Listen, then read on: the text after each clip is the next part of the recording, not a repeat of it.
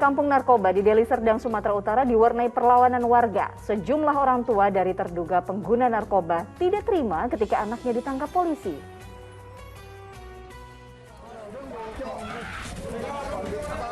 Penggerebekan kampung narkoba seringkali tak berjalan mulus. Di Sumatera Utara, tim SAT Reserse Polresta Deli Serdang mendapat perlawanan dari seorang warga saat meringkus sejumlah orang yang diduga pengguna narkoba di Desa Ranto Panjang. Seorang bapak bahkan mengarahkan pisau panjang ke petugas, meminta anaknya dilepaskan dari dalam mobil. Petugas yang sigap langsung melumpuhkan pelaku tanpa terjadi korban luka. Pengancaman seperti ini masuk delik pidana, sehingga pria itu pun turut diamankan. Penangkapan berlanjut. Dari Kecamatan Pantai Labu ini, total 7 orang warga diamankan polisi beserta barang bukti sejumlah paket sabu-sabu. Untuk barang bukti yang kita amankan sebanyak 6 paket jenis sabu dan juga 7 orang yang kita amankan dan sekarang kita lakukan pemeriksaan.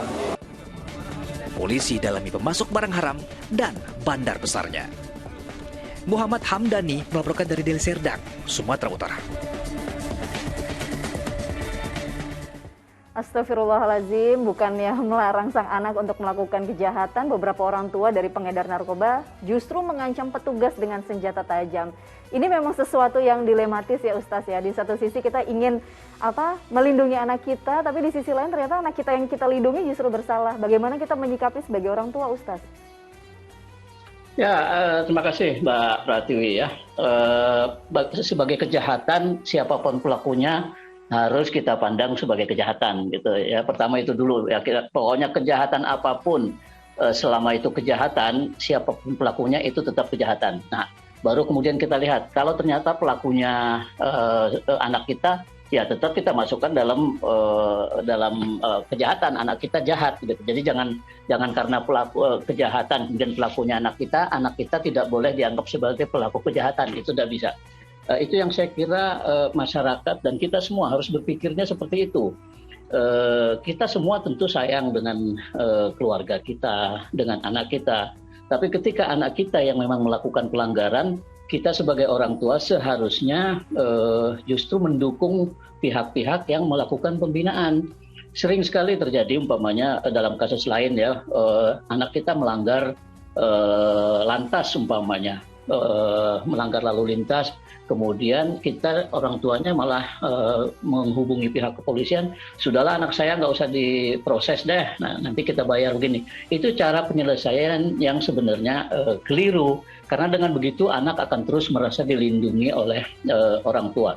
Itu satu sisi. Dari sisi lain soal keagamaan ya, saya kira ini tetap harus kita punya gambaran yang sama, bahwa di mana ada narkoba, di mana ada judi, itu biasanya di balik itu, di belakang itu banyak sekali kejahatan-kejahatan lain yang mungkin tidak begitu kelihatan. Kebohongan sudah pasti antara mereka itu bohong dengan orang tua, bohong dengan pasangan, zina sangat mungkin dan sering terjadi bersamaan dengan adanya kejahatan seperti narkoba dan macam-macam gitu. Permainan-permainan dengan perempuan dan seterusnya. Karena mengapa itu bisa terjadi kejahatan-kejahatan lain? Karena itu salah satu pangkal gitu. Al-Quran sudah mengatakan itu adalah rijisun min amali syaitan. Itu perbuatan keji yang memang diinginkan oleh setan. Sehingga kalau kita sudah masuk dalam kubangan itu, artinya kita sudah masuk dalam kubangan setan, gitu, dalam lingkaran setan. Ke kiri, ke kanan, ke depan, ke belakang, kita akan selalu bertemu dengan setan, gitu. Kalau kita sudah berada dalam lingkaran itu. Nah, karena itu memang harus kita jauhi betul-betul. Kalau sudah ada sebagian anggota keluarga kita yang masuk dalam lingkaran itu, kita harus berupaya untuk mengeluarkan mereka gitu dari lingkaran itu. Kemudian yang ketiga, catatan saya, seringkali dalam hal-hal yang seperti ini, orang-orang yang mendukung ya kejahatan itu mengatakan bahwa ya kalian mau apa dengan ini kan urusan perut kami. Apa kalian bisa kasih makan kami kalau kami berhenti dari kegiatan ini? Saya kira persoalannya juga tidak semata-mata soal perut, tidak semata-mata soal makan ya. ini soal moral, ini soal hidup bersama, soal kenyamanan hidup bersama kita, sesama penduduk, sesama warga. Jangan merasa mau sendiri gitu, enak sendiri. Kalau begitu nggak ada aturan, nanti semua orang bisa, yang mau zina semaunya, bawa perempuan ke rumahnya kapan saja, kan tidak bisa begitu. Hidup kita bersama-sama, ada aturannya yang harus kita junjung dan kita hormati bersama-sama.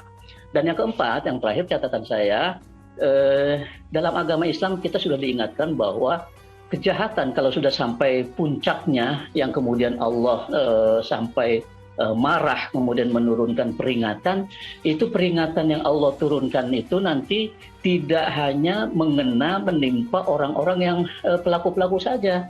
Jadi orang-orang yang baik-baik pun, nanti orang-orang yang soleh pun di sana, yang pemuka-pemuka agama pun itu akan terkena. Nah sayang, kan kasihan gitu kita dengan mereka-mereka, anak kecil pun, orang tua, manusia-manusia yang tidak bersalah akan ikut merasakan dampaknya.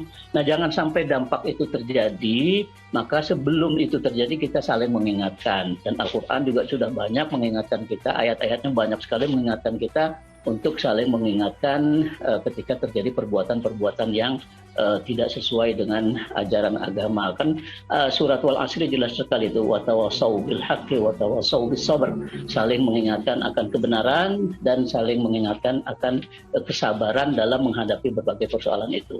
Begitu salah satu yang beberapa catatan saya, Mbak Tiwi ya. Iya, Masya Allah, sebenarnya ini adalah PR kita sebagai orang tua ya Ustadz ya, bagaimana kita mengingatkan ketika anak kita bersalah. Itu yang jadi catatan untuk kita sebagai orang tua. Kita ke informasi selanjutnya Ustadz.